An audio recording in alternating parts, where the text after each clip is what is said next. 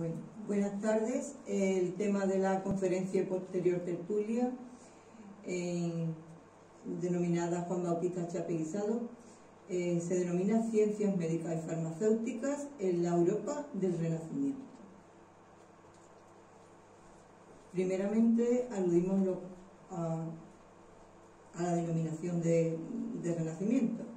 Bien, pues es el nombre dado en el siglo XIX a un amplio movimiento cultural que se produjo en la Europa occidental durante los siglos XV y XVI, un periodo de transición entre la Edad Media y los inicios de la Edad Moderna, en el que tuvo lugar una promoción del pensamiento científico y humanístico.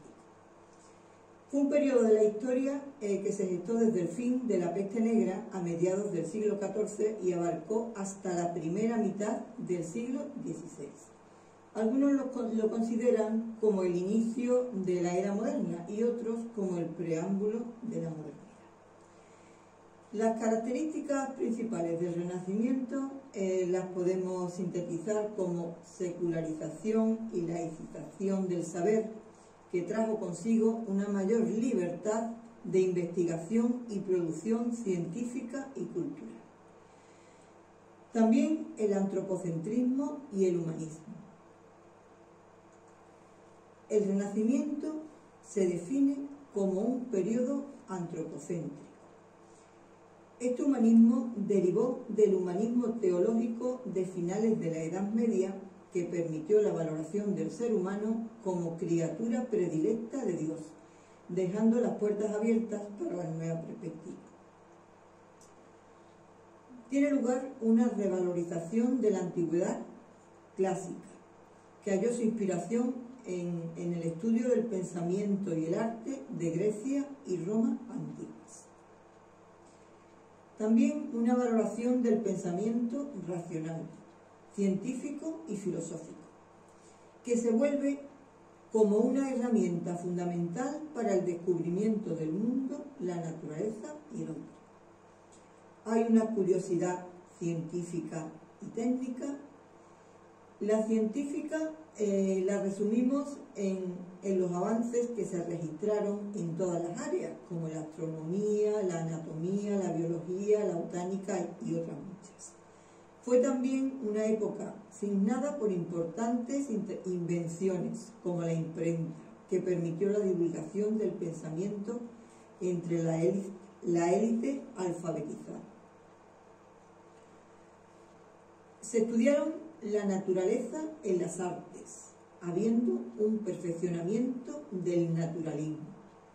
Desde Grecia hasta el siglo XIX, inclusive, es lo que consideramos ahora en la actualidad. Tuvo su origen en la región de Italia desde que se extendió al resto de Europa. Hubo dos centros de difusión artística, que fueron Italia y norte de Europa. Italia, con urbes comerciales opuestas en carácter a la rigidez romana y bizantina, y el norte de Europa a través de las cortes principescas de la Casa Real de Francia.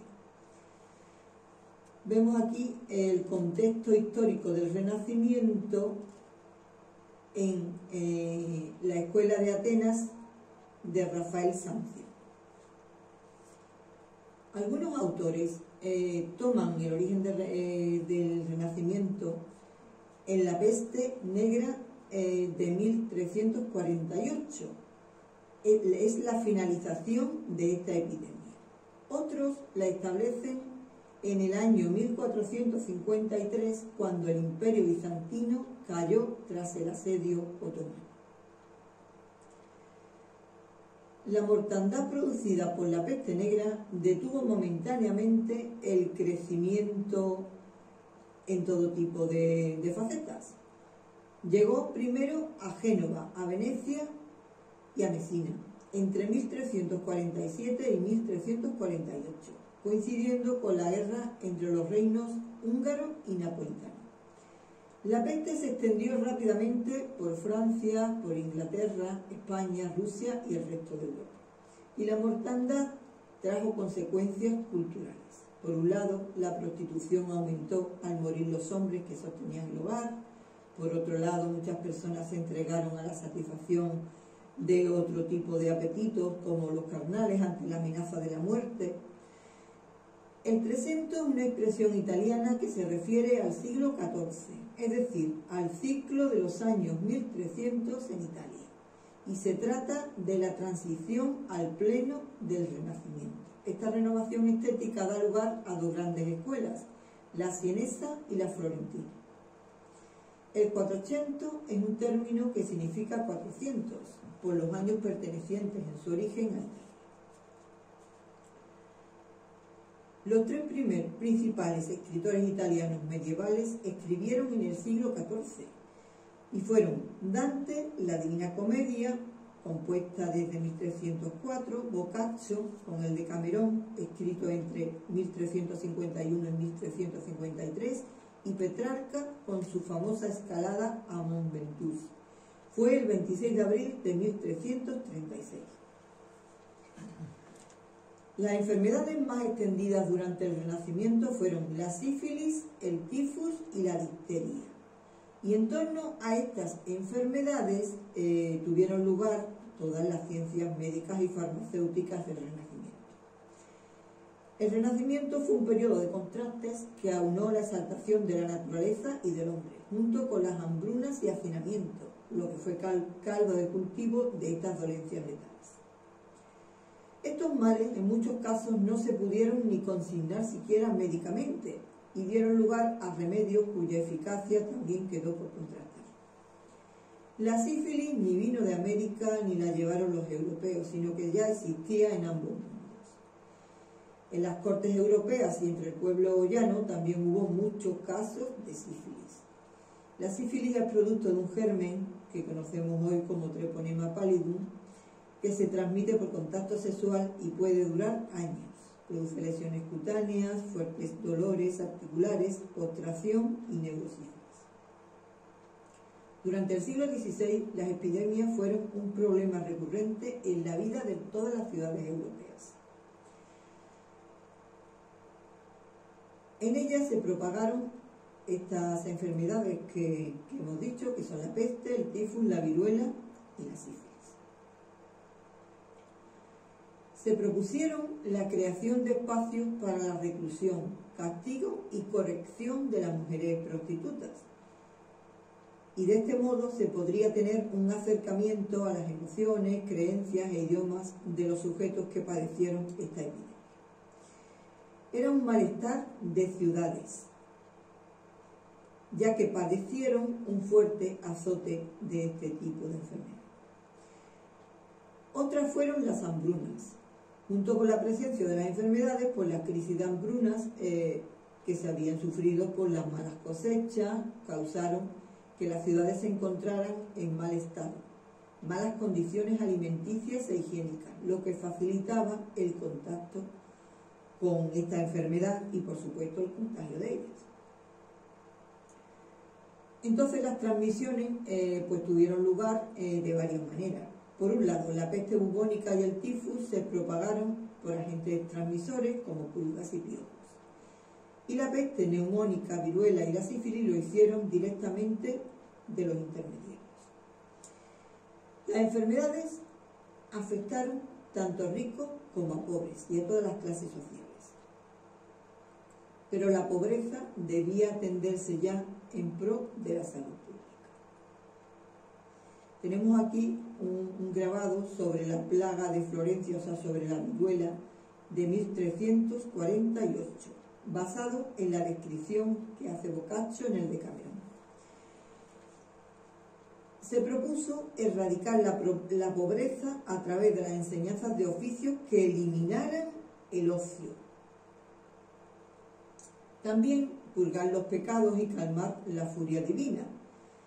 Una mujer conocida como Magdalena de San Jerónimo, que era cercana a la corte de Valladolid, presentó a finales del siglo XVI al rey Felipe III un tratado titulado Razón y forma de la galera y casa real, que el rey nuestro señor manda hacer en estos reinos para castigo de estas mujeres. Fue publicado en 1608. En cada ciudad de la monarquía, pues, se tenía previsto hacer unas galeras con este motivo, ya que el pecado de la lujuria iba en contra del sexto mandamiento y era este pecado el que hacía proliferar la sífilis. En algunas ocasiones fue trasladada de América a Europa. Un autor, Nicolás Neoniceno, en su libro sobre la epidemia llamada comúnmente mal francés, y Francisco López de Villalobos, Sumario de la Medicina en romance trovado con un tratado sobre las pectíferas bubas de 1498, donde se describió que se trataba de un mal en el que aparecían pequeñas llagas negruzcas en los genitales e inflamación de los ganglios, acompañada de otros síntomas como fatiga, trastorno del sueño, dolores en las articulaciones, úlceras y lesiones óseas. Girolamo Fracastoro hizo un poema médico titulado Sífilis en 1530. El contagio de dicha enfermedad se efectuaba a través del contacto sexual. Otra obra de la época fue la de Jean Farnell, titulado De la curación perfecta del mal venéreo. Aquí tenemos una imagen de mujeres recibiendo remedios para tratar la enfermedad de la sífilis. En principio fue tratada por sangrías purgantes y luego tuvo lugar el empleo del mercurio en forma de ungüento y en baños de vapor, y posteriormente se usaron infusiones de guayacán, del árbol denominado palo santo. Aquí tenemos el guayacán, que es el Guaiacum officinale del Linneo.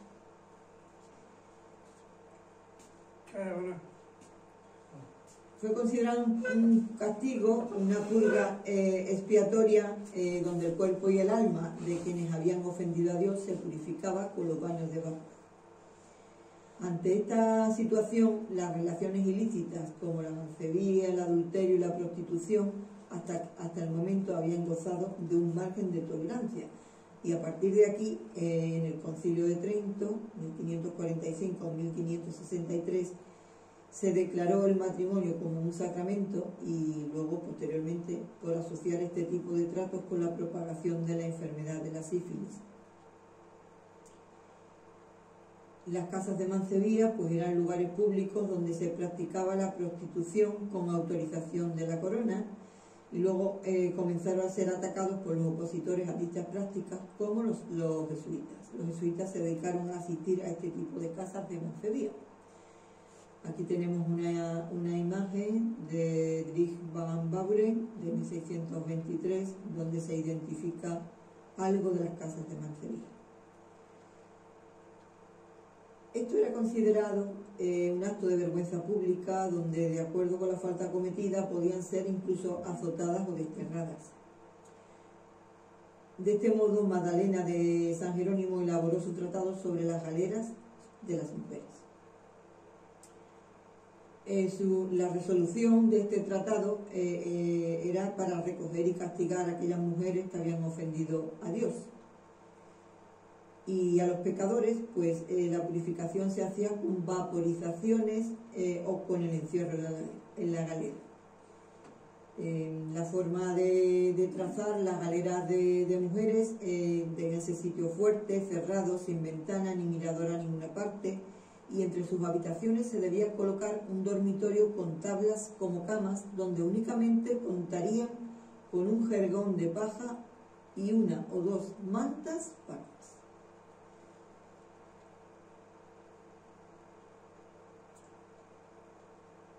Las mujeres que ingresaban tenían que ser despojadas de sus gales y vestidos, se le tocaba con una escofia, un vestido de paño burdo y de calzado, unos zapatos de vaca o carnero. Y luego se debían de asistir la alimentación con un pan o bizcocho muy duro, acompañado de queso o rábano, y también una vez por semana se le daba una tajada de vaca mal guisada. En caso de que una mujer reincidiera en sus malos actos e ingresara nuevamente a una galera, pues se hacía conocer ese estado públicamente y podía ser ahorcada. En las ciudades se evitaría de esta manera que se llevara a cabo las ofensas allí. También indicó Magdalena en su tratado que los provechos de este remedio serían el terminar con la perdición de los hombres y sus torpezas, lo mismo que hacer de las mujeres seres honestos y fieles. Tenemos aquí otra imagen, una alegoría de la sífilis sufrida por una mujer, y vemos por detrás lo que era la muerte. Se consideraba estos sitios descritos que fueran algo riguroso y con esas características.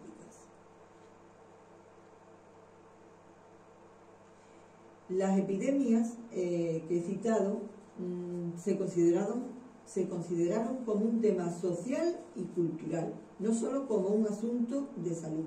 De hecho, hay una gran bibliografía considerándose estos tipos de epidemias. Aquí tenemos una representación de cómo se preparaban las infusiones y los ungüentos de guayaco.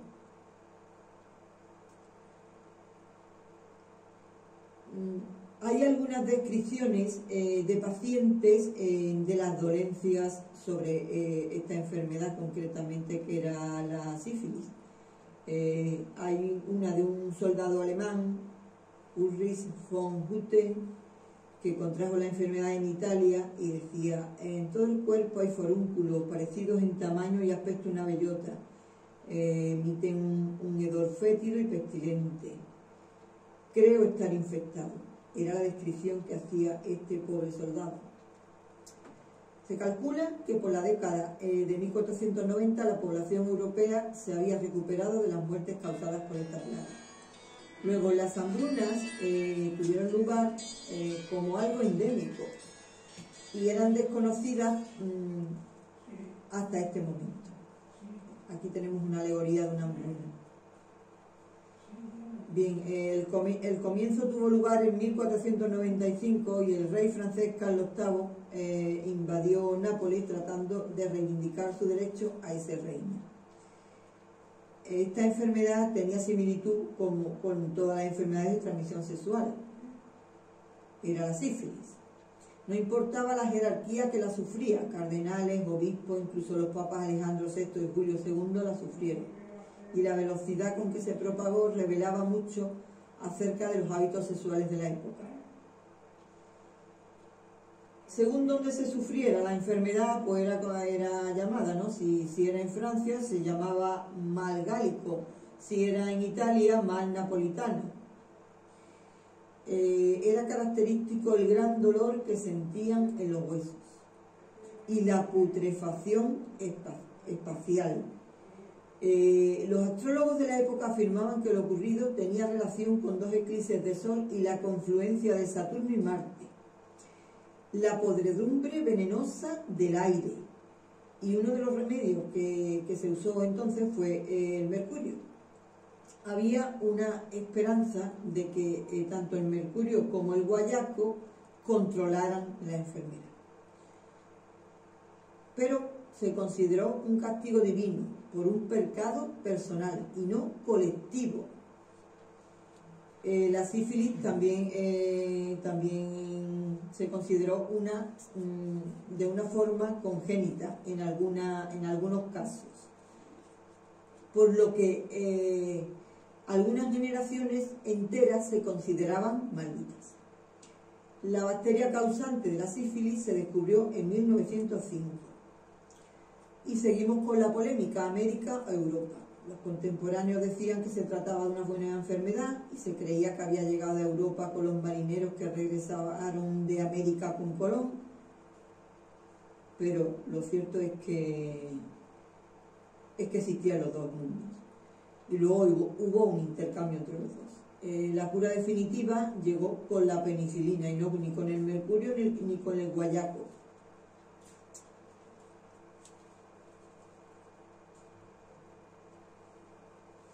La sífilis pues llegó y se quedó. Entonces los gritos nocturnos en la época no cesaban, especialmente lo que eran los soldados de la marina. El Treponema pallidum es una especie de bacteria del género Treponema, compuesto entre 8 y 20 espiras enrolladas, mide entre 5 a 20 micras de largo y 0,5 de diámetro y una espiroqueta. No se tiñe a la tinción de grano y existen varias especies. La más conocida es el Treponema pallidum.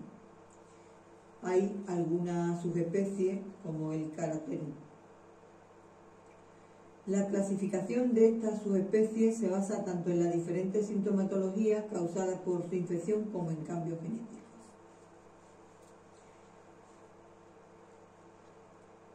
Bien, posee un factor de virulencia, capacidad de fijarse a las células de huésped de la piel y de las mucosas y alcanza los tejidos subepiteliales a través de lesiones inaparentes o quizás a través de las células, dando lugar a lesión primaria. Posteriormente tiene lugar la necrosis, ulceración, dando lugar al chancro y diseminación por los vasos sanguíneos por todo el cuerpo.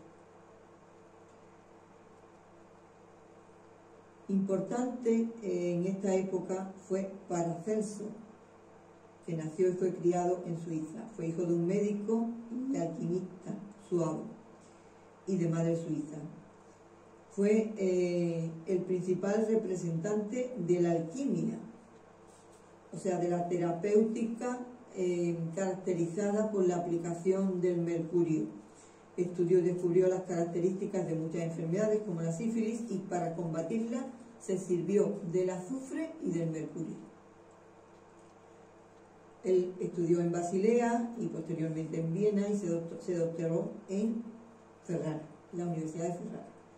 Y trabajó como cirujano militar al servicio de Venecia en 1522. Se le considera el padre de la toxicología.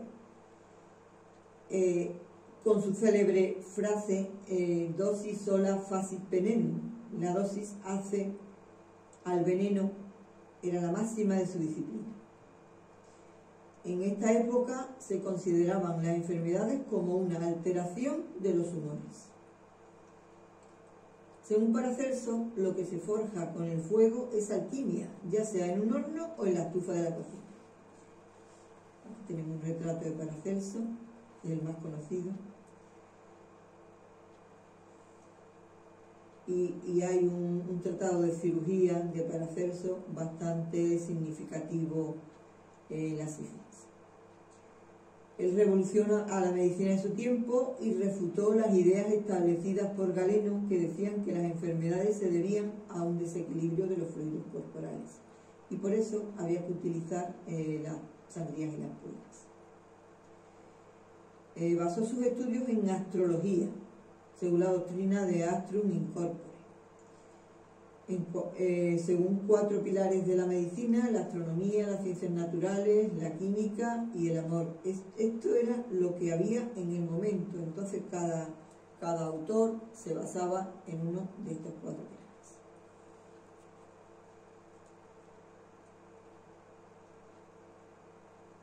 Paracelso también creía que el cosmos giraba en torno a 3 sustancias espirituales: el mercurio, el sulfuro y la sal, que de alguna manera definían la identidad humana.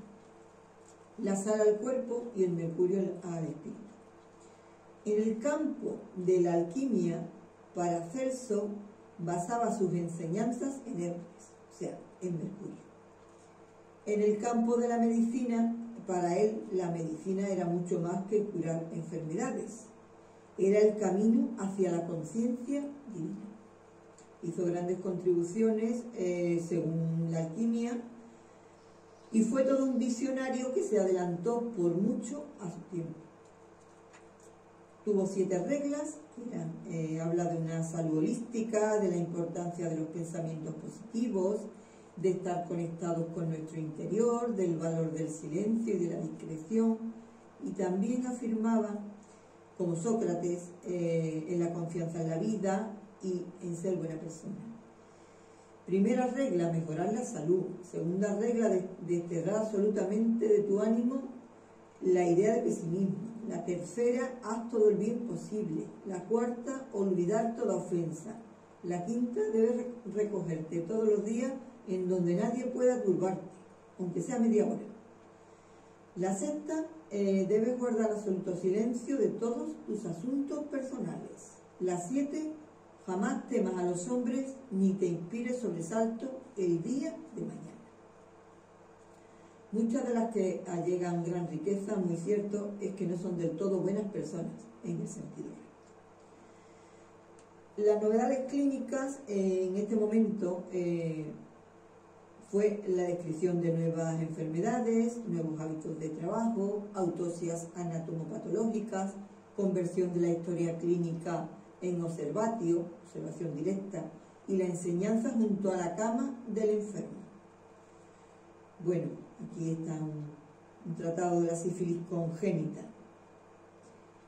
y una barbería y tienda de pelucas, porque era bastante importante no contagiarse en las barberías. Un gran tratado sobre la sífilis fue el Tractatus cum concilis contra Pudendagra seu morbum Gallicum. Como vemos, esta era en francés. Torella, Gaspar Torella, también hizo otro tratado sobre la sífilis. Era un valenciano nacido, que vivió entre 1452 y 1520. Su perfil biográfico fue muy característico y participó en el quinto concilio de Letrán. Tuvo lugar entre 1512 y 1517 y fue el bibliotecario del Vaticano durante 2 años. Por influencia de su padre se doctoró en la Universidad de Siena y se ordenó sacerdote cuando Rodrigo Borja fue nombrado papa con el nombre de Alejandro VI. Estaba adscrito al galenismo avicenista dominante en su tiempo, o sea, a Galeno y a Avicena. Y lo más valioso y original de los publicados en Europa fue su tratado. Aquí tenemos una representación de Avicena, que siguió el galenismo durante el 980 y el 1037. También este valenciano dedicó un estudio astrológico de Portentis, publicado en 1507. Estudió los métodos de tratamiento de la dolencia de la sífilis, basándose en el galenismo aralizado.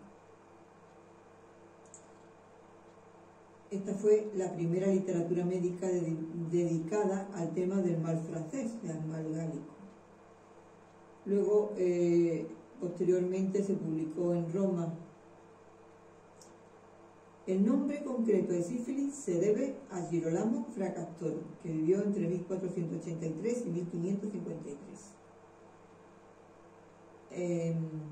Se basaba en semilleros generados por los humores corrompidos de los organismos.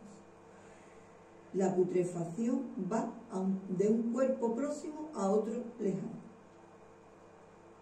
Las medidas dietéticas que recomendaban según el galenismo eran evacuantes, purgantes, muy características del galenismo, y también admitía unciones mercuriales, pero a dosis limitada, o sea, mezclaba a Galeno y a Paracelso de Fracastoro. Adicionaban también el guayaco o palo santo que habían traído de América en los barcos de la mar. Aquí tenemos una colección de resina, tintura y palo o madera del guayaco, según la colección de materia médica del Museo de Historia de la Medicina y de la Ciencia de Valencia. Bueno, pues el guayaco era originario de América Central y del Sur, y fue descrito por Fernández de Oviedo y López de Gomara, y desde principios del 16 pues se empezó a usar. Los barcos que regresaban a Sevilla y a Cádiz cargados de grandes cantidades de este árbol llamado palo santo. Esta es la imagen de Esmila zarzaparrilla, que era otro antisifilítico. El mercurio se empezó a administrar vía oral, porque antes eran unciones lo que se ponían. En una estufa se quemaba cinabrio y recibían los vapores.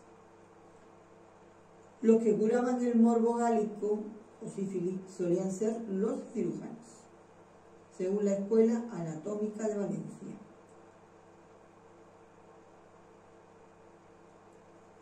Bueno, pues aquí hay una representación de cómo los cirujanos aplicaban a los sifilíticos los vapores y las unciones de mercurio. El tratado del morbo gálico está incluido en la cirugía universal y particular del cuerpo humano. Bueno, tenemos en el siglo XIX, del Renacimiento, pasa al siglo XIX como ejemplo de que todavía se usaban este tipo de tratamientos. Y muy significativa fue la relación entre Cuba y Cádiz. Los métodos que usaban en el siglo XIX los gaditanos y los cubanos, porque los cirujanos de la Armada iban embarcados a Cuba, y lo que veían allí, tanto los cirujanos de la Armada que iban como al volver aquí, eran los métodos fisiológicos y mercurianos. Los métodos, las fuentes que hemos localizado en Cádiz, pues vemos cómo se llamaban a la sífilis enfermedad venérea. ¿Por qué? Porque Venus es la diosa del amor, de la belleza, de la fertilidad, y es capaz de hacer inmortal a los enamorados. Entonces, el mensaje concreto que trae esta diosa es: el amor le traerá placer. Y fue descrita como estrella del océano. Las fases que estudiaban eran la primaria, la secundaria y la latente y avanzada. La primaria se caracterizaba porque la llaga era firme, redonda y no causaba dolor. Y luego, entre 3 y 6 semanas, las llagas no desaparecían, pero tenía que tener tratamiento, porque si no pasaba a la fase secundaria. En la fase secundaria los síntomas eran ya mucho peores, porque la erupción podía tomar el aspecto de puntos duros de color rojo o marrón.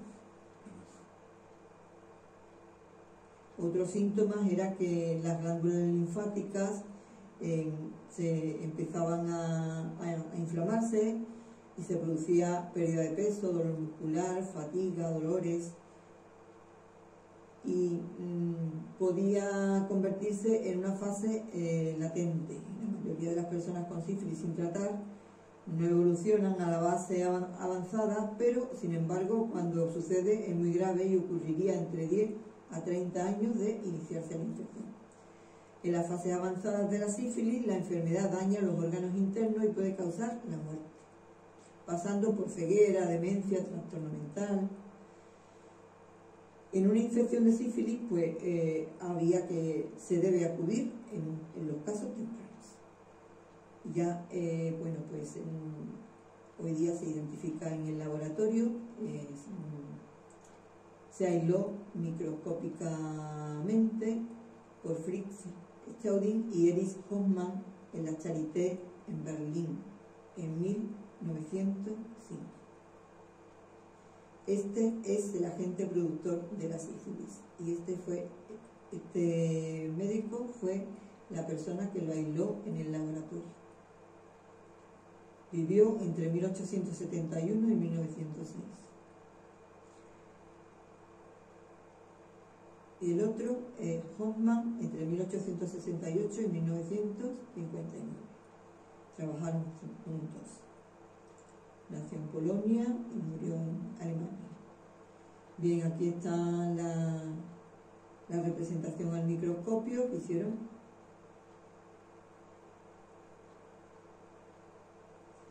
Y luego ya la penicilina, cuando fue descubierta por Alexander Fleming, que refiere que algunas veces encontramos lo que no buscamos. Se le considera un fármaco milagroso porque a ver qué íbamos a hacer sin penicilina. Dice que encuentra lo que no busca porque fue el producto de una casualidad. Y bueno, pues terapéutica en el mal venéreo, pues recordamos lo que estábamos haciendo del 19, que además del método mercurial, que todavía se usó en el 19, pues también usó un método que decía antiflogístico. Este método antiflogístico se resumía este método es el descubierto por este médico francés, François-Joseph Victor Broussais, médico cirujano que vivió por Jerez en una determinada época y que lo basaba, fue médico del general Soult y de Bonaparte. Esta es su doctrina, examen de las doctrinas médicas y de sistemas de nosología, por si no lo sabéis, son los sistemas de clasificación de enfermedades. Basó este método antiflogístico en las sanguijuelas. Este tratado está en la Biblioteca de París y también en la de Jerez. Se basaba sanguijuelas y medicamentos emolientes. Medicamentos emolientes eran simplemente infusiones tranquilizantes para que la persona no sufriera. Se le llama antiflogístico porque la persona al poner las sanguijuelas o bien sangrías, pues sufría una pérdida de sangre, por lo cual la persona sufría, se quedaba como floja. El método antiflogístico. Estas son las sanguijuelas, la irido medicinalis y la sangría, que era la extracción de sangre mediante una vena periférica. Los medicamentos emolientes, pues puede ser la borraja, el borrajo officinalis, la zargatona, tenemos la borraja, la cebada, el arroz, la avena, la grama, regalí, el azúcar de caña, la melaza o miel de caña, el almidón, la fécula de patata, el arroz, la tapioca y el manioco, el sagú, el salep, que son las féculas de orquídeas, la goma de resinas, malvavisco, Altaea officinalis del ligneo, la malva real, la semilla de lino, como el Linum usitasimum del ligneo, el plántago Psyllium del ligneo.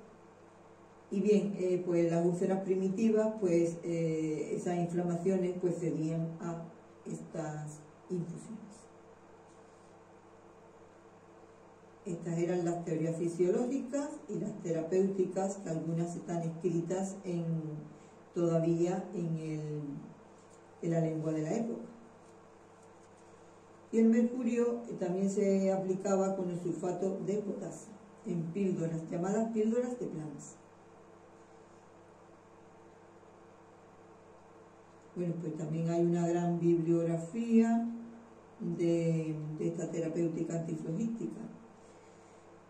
Los cirujanos trataban las enfermedades externamente con remedios vegetales, con minerales. Vegetales, los antiflogísticos, los minerales, el mercurio, concretamente el cinabrio, que era esta forma de mercurio, lo calentaban en estufas y así recibían sus vapores. Es el sulfuro de mercurio. Esta práctica se realizaba en el Hospital General de Valencia en primavera y en otoño, también con el azufre y algunos sudoríficos también, infusiones con china, zarzaparrilla y el típico guayabo y yeso también. Bueno, el sulfato cálcico hecho anhídrido por la calcinación. Se usaba junto con otros medicamentos para evitar la hemorragia. Bueno, pues nada más.